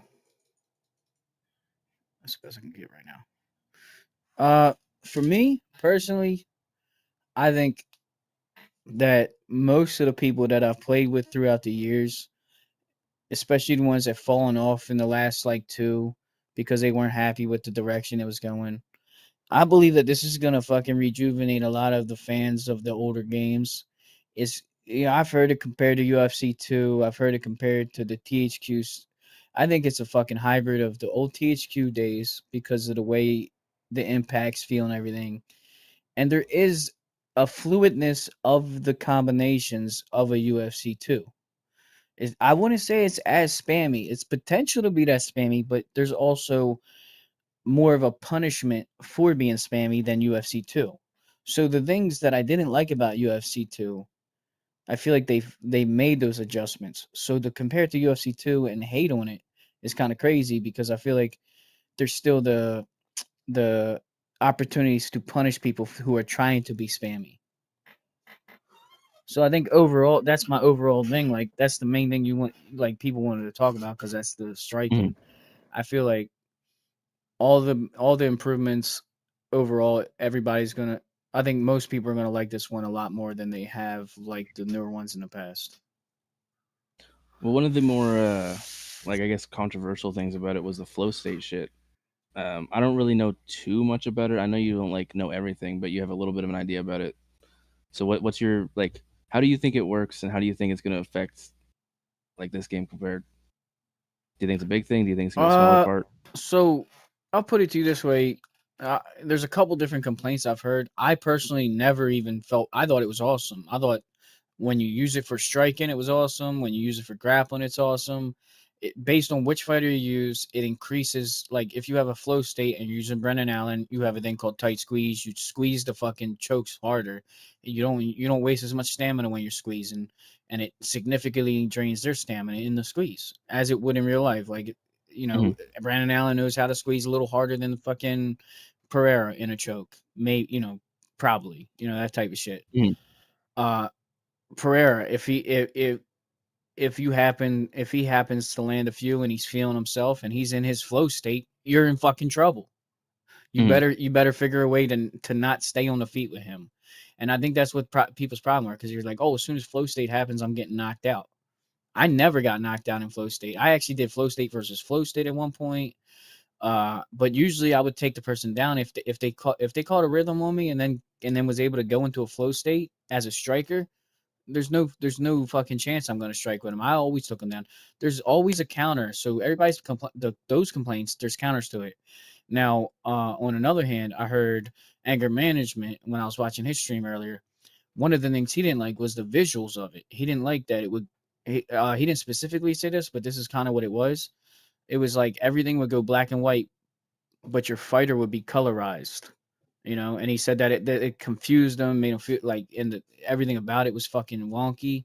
He'd rather it look like a real fight the whole time. It was too like video game shit. They wanted to look more realistic, stick to a more MMA based, not video game shit. But Mhm. It's a video game. I've always said that. Even in Mhm. wrestling games, I like bullshit. I like shit that you can't do in real wrestling. You know, Mhm. you can't toss somebody off a fucking Hell in a Cell 3-4 fucking times or 100 times. You can do that in the video game. And Yeah, exactly. there's hella shit you can do in wrestling games that isn't possible in real life or really done like that, right? Why why do we need it to be like 100% simulation? Right. I don't understand it. I like the strategic sense of it. Um One things that Sky High Josh was mentioning, because he was, you know, he kind of watched me. He knew people were going to complain about it before I even heard somebody complain about it. I'm like, nah, you're crazy. But some of the things he was saying was, instead of being able to get flow state as many times as you get it, because you're just filling up a little diamond thing next to your Mm. health bars and shit, he said maybe they limit it to like only like one or like, oh, he said like two or three or whatever. And I was like, dude, I wouldn't mind if it was just one per match, the whole match. Like, as much as I love flow state, they and or limit the time that it lasts. You know, there's lots of ways to nerf it. Yeah, give it a cooldown, like once a round maybe, or once in a fight. That's your chance to end the fight. Like if it's as OP as people are saying they think it is, that should be your one chance to finish that fight. Like your not guaranteed chance, but like your real push. You know. Yeah, but in my opinion, to people complaining the sense that I was complaining about, it's Mhm. even if they were in the offensive, because like Lou on the other hand was talking about how easy it was to finish, but it's like Mhm. when you hit flow state, these fucking guys are panicking in that, you know. Mhm. It's like if your opponent panics when you go in flow state because it's new. I never panicked once. I played like my boy Lankosaurus Rex. He was in the chat the other day talking about how he played Panic the whole time. He said he was terrified every match, right? And it's like, Mhm. I get that. I've been there, but I truly just played this like a fucking beta. You know, I lost a few, I won plenty. I was trying different things out. Um, Never once did I get finished in a flow state. I got finished in 15 seconds. The guy didn't even hit flow state just because he came in and fucked me up instantly. It was crazy. So I mean, it's not like you can't like. And there was a fight where I was getting. That's another thing. There's a fight where I was getting my ass kicked the whole time. Guy got flow state and everything, and because he had flow state, he exhausted himself. And I'm elusive anyway in the game. You guys know this. I was making homie miss as he was throwing like crazy in the flow state, and out of nowhere he just threw one too many. And Josh, I know Josh was watching this one because he'll bring it up. I fucking do a pull back on him and fucking uppercut him, and it knocks him out. I didn't hit no flow state. I Mhm. knocked him out while he was in flow state.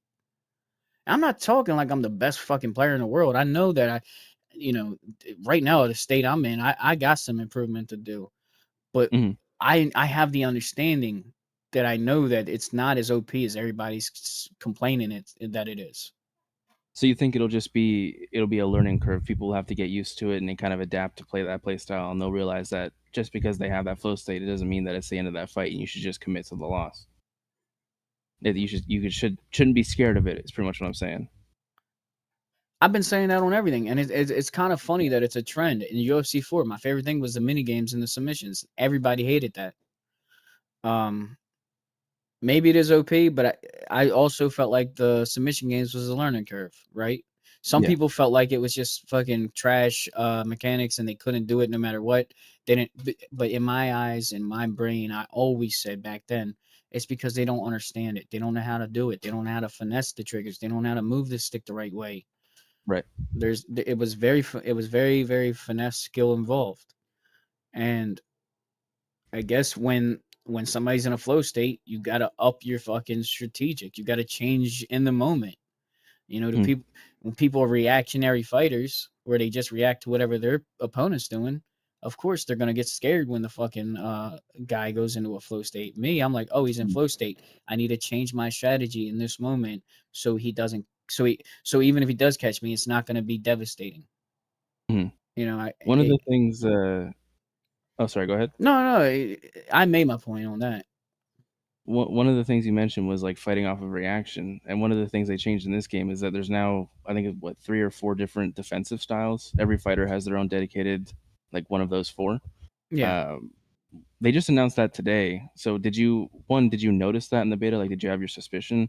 And two, regardless, how did that affect like some of your fights? Well, so thinking about it now, right? It kind of makes you realize that they did change things, but they're still base characters that everybody's gonna fall under. You know Yeah. what I mean? So if you have a defensive style like this, you might end up it might end up feeling a lot like another guy with that same defensive style. Right.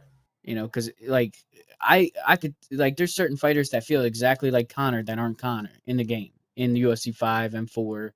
And you're like, Yeah. oh, they kind of mimicked Connor on this one because he kind of emulates Connor's movements a little bit. I feel like maybe it's going to be not as exactly custom as that, but it might be. It still might be. But I mean, I'm just saying, based off of that, some of the fighters might start to feel very similar to me. Um, I didn't know that's what it was in when I played the beta, but when I watched it, you might even remember me saying it when you were watching the video. I said, "Oh, that makes a lot more sense. I Hmm. understand. I understand a little bit more now." Because when I was using Whitaker, he had the Philly shell, but I thought that was just like I thought they were just basing off of him individually.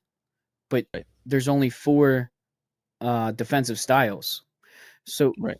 so anyway, long story short, I realized that's why I was struggling with Whitaker defensively because my defensive play style fits more of an elusive um they call it elusive type of defense, which I just try not to get hit at all. I don't even want to let you hit my block. Philly Shell's kind of like ready to block as well, quick comebacks off of the blocks and shit.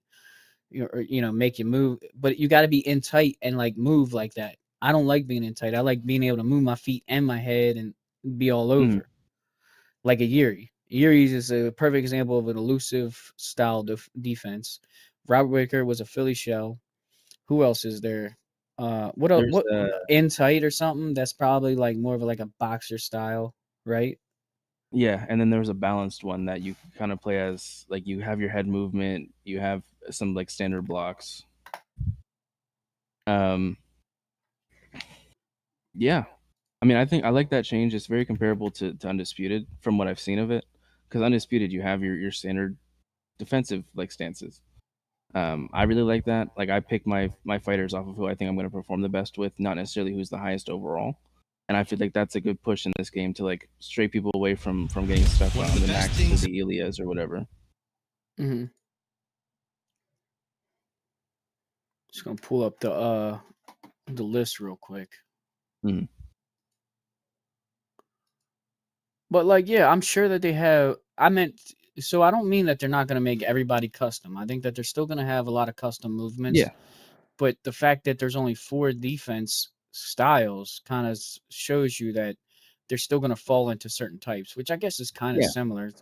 But yeah. like, you would just hope that like maybe um Robert Whitaker's Philly shell is different than I don't even know who else than Someone fucking else. does Poirier do a Philly shell? I'm not too sure. Maybe, but that's a good example. Yeah. Or or Uh, or fucking MVP's elusive defense is way different than fucking King Green's, you know? right. Yeah, yeah.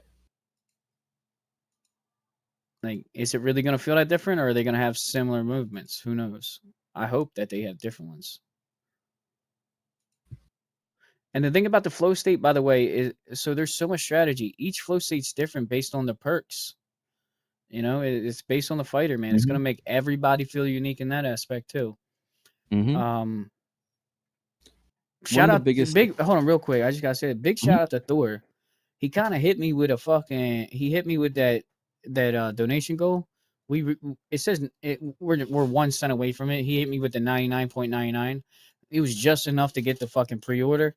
He did that shit 6 o'clock in the morning, y'all. When it was just me and him chilling in here, I was playing fucking Red Dead 2.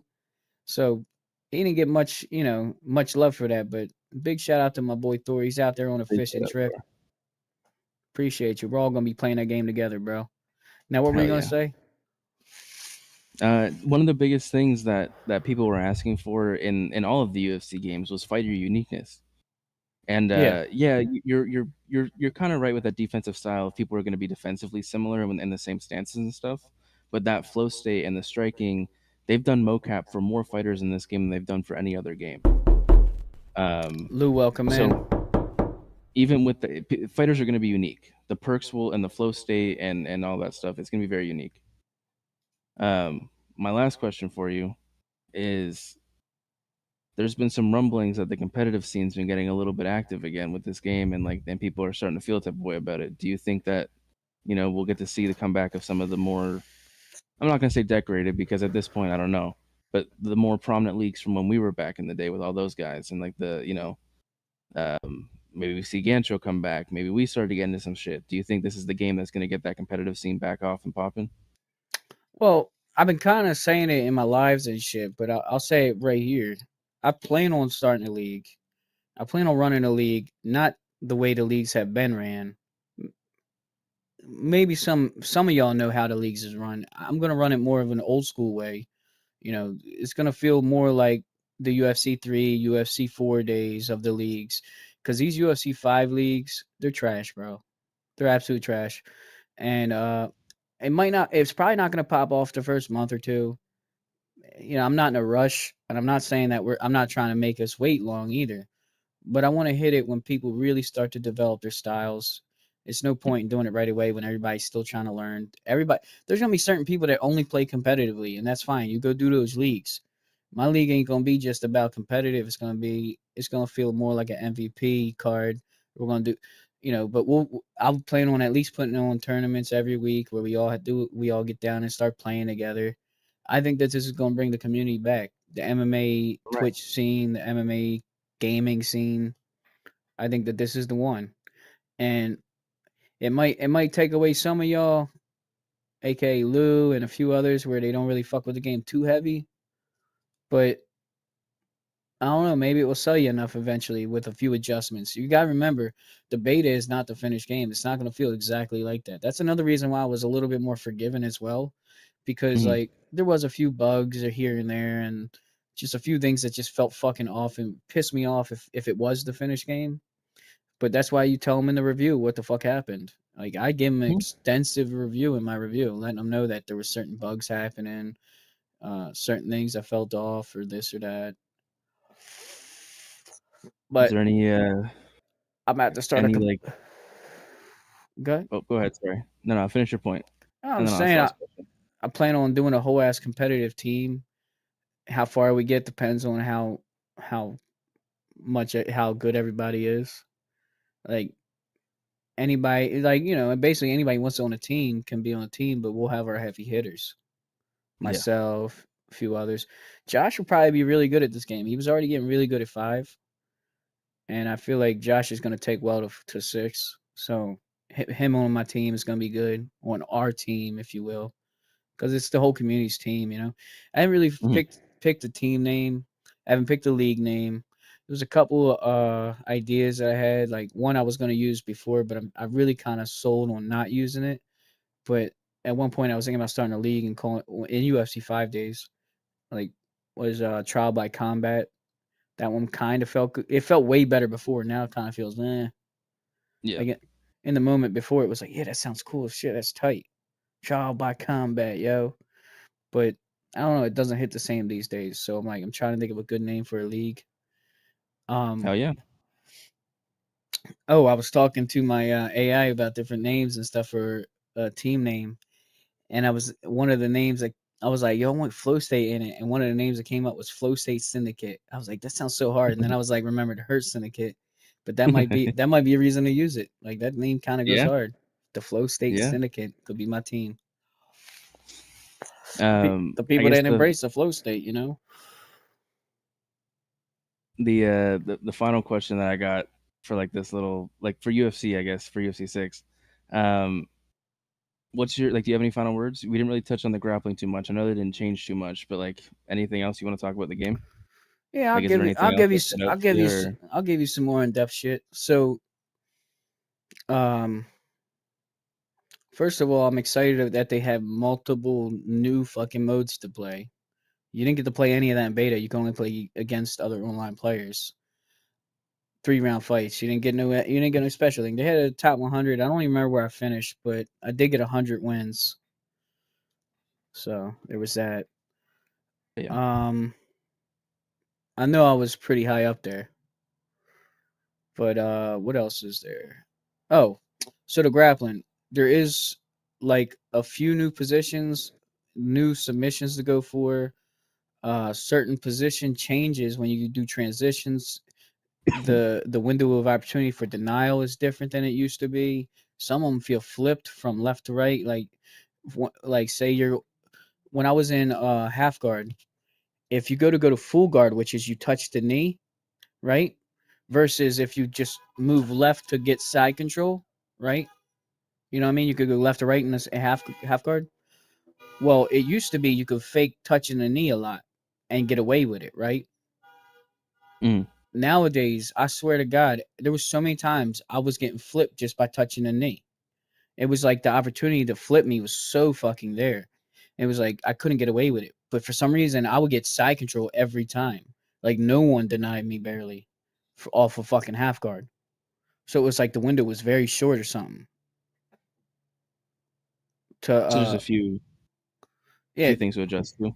yeah, but when you're near the cage, and you're on the bottom, there's an option to start like getting up the cage. I forget, I think they call it like half guard against the cage or some weird shit.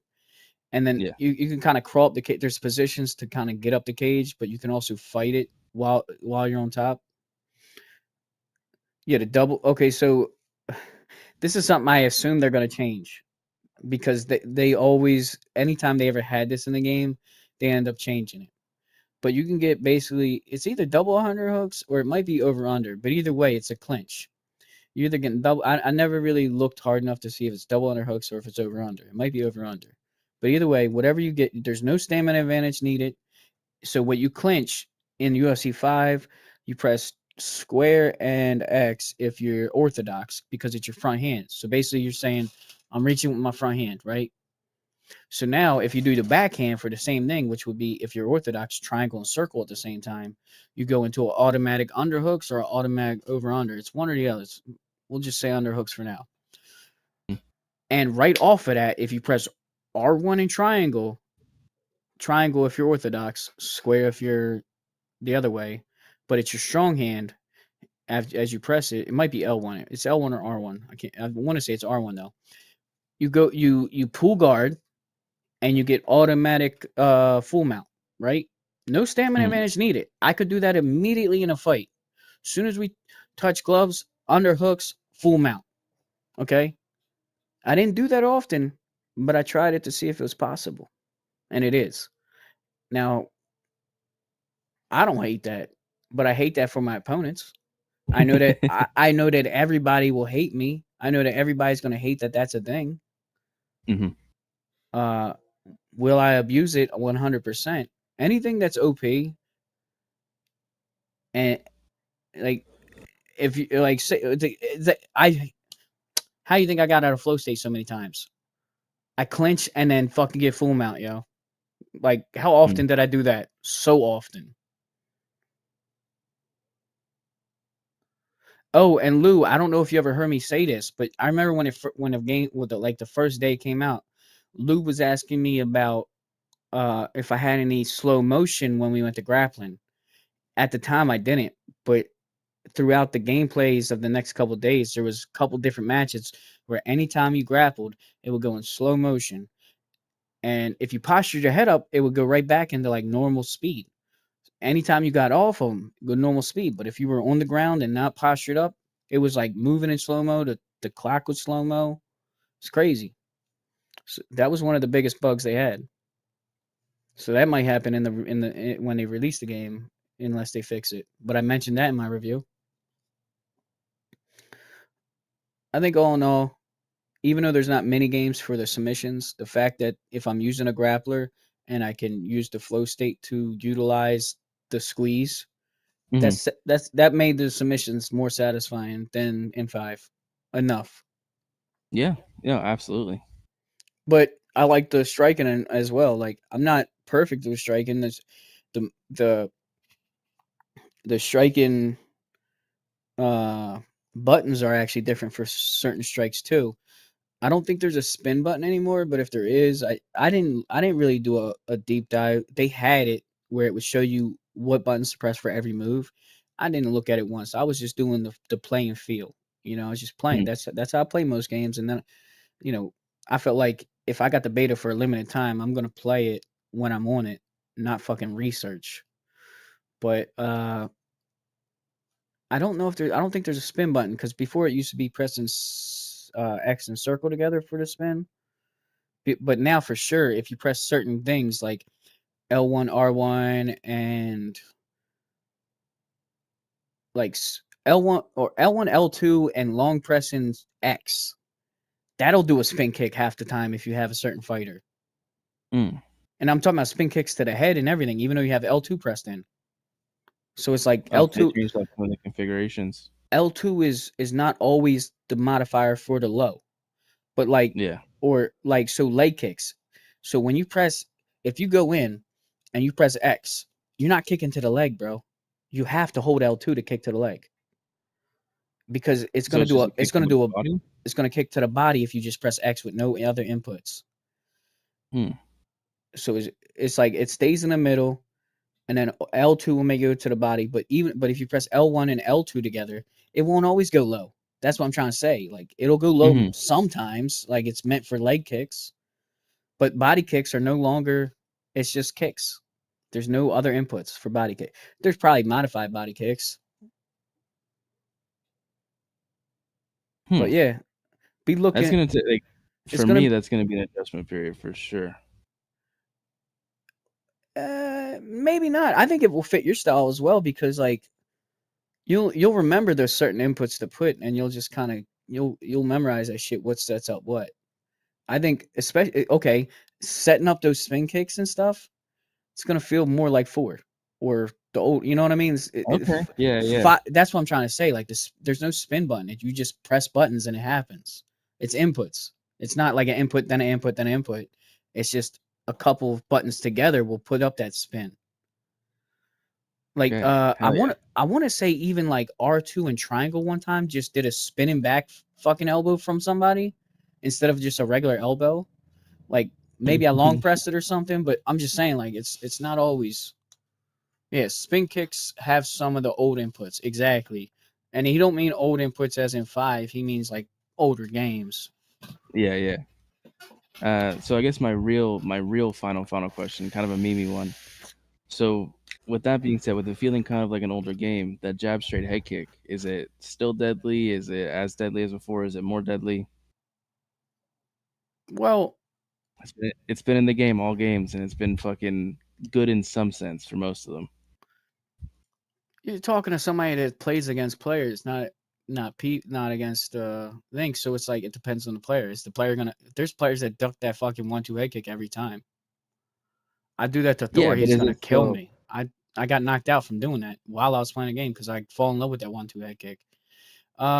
It maybe is a little bit more devastating because the kicks in the beta was coming up quick, man. You could be pretty close and still and it's still just like something Rampage mentioned and I agreed with him was them kicks are just like they come faster than they would in the other games for sure.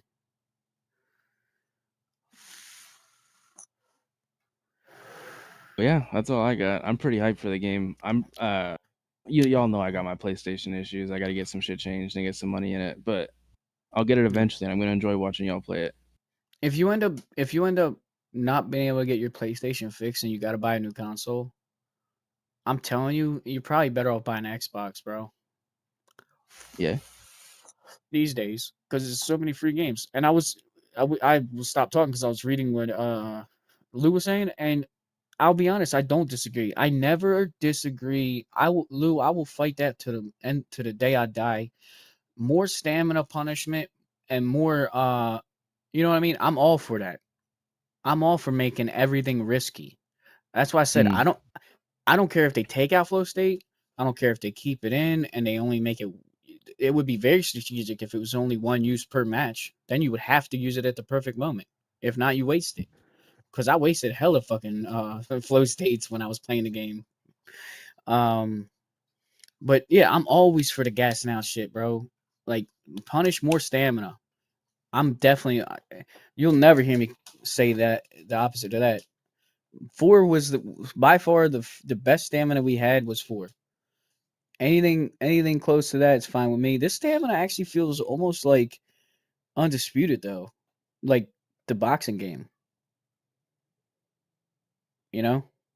It seems like they might have taken a couple notes from him. I'm not saying they fucking stole all the ideas or nothing, but I think like especially the defensive things, I see a big tie in there. Yeah, maybe. Well, Which is not bad. I'm not mad at that. it don't feel as clunky as fucking undisputed. It's way Yeah, more. yeah. It's the one thing that makes this above all the other ones is how smooth the rhythm of the game is. It's like Yeah. if you hesitate for a second, you could get dropped, bro. The block system is pretty good too. It does seem like it takes less to break the block, but I'm somebody that always don't even like you hit my block anyway. Yeah, but I turn sometimes I would save flow. I literally would save flow state and just turn it on when they turn theirs on sometimes, just to have that where both your guys are glowing and everything else is dark. It looks even cooler when it's both two guys doing flow state. That's what Yeah. I get the idea of wanting to keep it realistic looking and not have the fucking video game wonky shit with the glowing shit or whatever. But I personally like it. But I still I wouldn't mind if they kept flow state in and took the imagery out. I wouldn't mind. There's lots of things, but in my head though, all joking aside, the perks and stuff they can't take out the game. It's a big part of the game with the perks and everything. There's no way they're gonna take. They might nerf it, but there's no way they're taking it out. It's too big of the. It's too big a part of the game. Yeah, and I'm almost certain, like I'd put money on there's probably going to be a setting to turn off the big visual change. There might be like they might require you to have something just so you can tell when it's activated on the other player. But you'll probably be able to turn off like the whole black and white thing and the hyper focus or whatever. Yeah, because you can turn off rocked moments. Yeah, I knew yeah, players that did. I never turned that off, but I knew players that did. Death Punch yeah. turns off all that shit. He don't want to know nothing. But shit. Last but not least, they made a crossplay. The beta, Yeah. I was playing Xbox players and everything. It was tight. I look forward to playing all my Xbox homies that I played a few of them. Like I said, I played Showtime before. Showtime. Played him a few times back in the day because I had access to an Xbox. But it'll be fun to play him regularly. Just have a fucking match, a bunch of matches together. Just Hell fucking yeah. duke it out with him because he's a good player and he's fun to play with. Yeah. Let's see. Maybe we need to find some. But yeah, the balance style it seems like it's more of an Alex Pereira balance style. It says well-rounded, responsible hands. So keep your hands up, kind of stand kind of straight a little bit, like a Pereira. I think that's going to be your like the block that you're the most comfortable with from the other games. Like it's your standard block. Your hands are high, your hands are low when they need to be.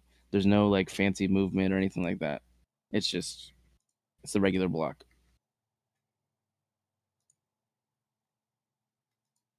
I gotta piss so bad. Pissing and farting. Pissing and farting. Let's see. I can't believe True Threat's playing fucking Skate. Oh yeah. Odin Kush is playing Terra Tech Legend. Let's see what he's doing. If he's there, might rate him. Fucking Audi.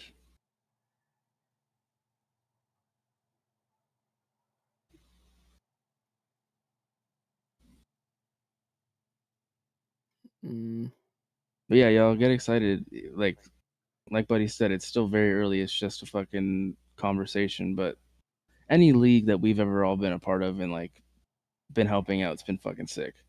It feels like a legit fight night. We've usually got a good commentary team in there that's focused on the fight and fucking giving you some good commentary and you know, it'll be good. Be good showings. And now that most of us are on Discord, like streaming it, or we'll have a way to stream it, it'll be a lot easier too to get people on stream and shit.